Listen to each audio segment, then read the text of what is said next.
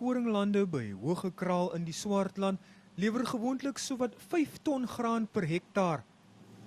Min reën het dit vanjaar verander.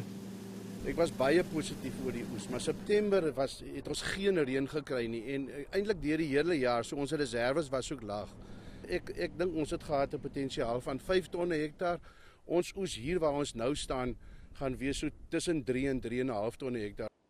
Agri Weskaap sê alles moontlik moet gedoen word om die situasie te hanteer. Dis nie die eerste keer wat ons so iets het nie, dit gaan ook nie die laaste keer wees nie. Maar aan die einde van die dag, ons gaan dit maak werk, ons is besig met planne te maak. En rampbestuur is die eerste 2 dinge wat jy na kyk is mens en dier.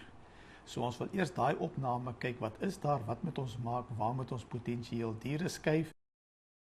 Damvlakke in die provinsie is gemiddeld 20% laer as verlede jaar die tyd. Die Wemershoekdam is tans 66% vol en die Voëlvlei-dam staan op 41%, meer as 'n helfte minder as 'n jaar gelede.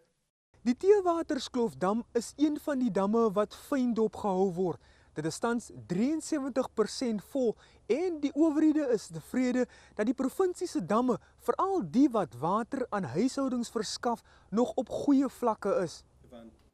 Die Weskaap is ook bekommerd oor die toeloop van besoekers oor die Kerstyd en die ekstra water wat dan gebruik word. Langs ons kus sit ons met, kom ons sê gemiddeld, het jy 4000 mense dwars deur die jaar in daardie tipe dorpe en dan skielik Desember is daar 20000 mense. So hulle het nie die storekapasiteit om vir lang periodes water te stoor nie. Bredel sê munisipaliteite sal ook verhoogde tariewe oorweeg vir groot watergebruikers. Percival Young, Unies, Kaapstad.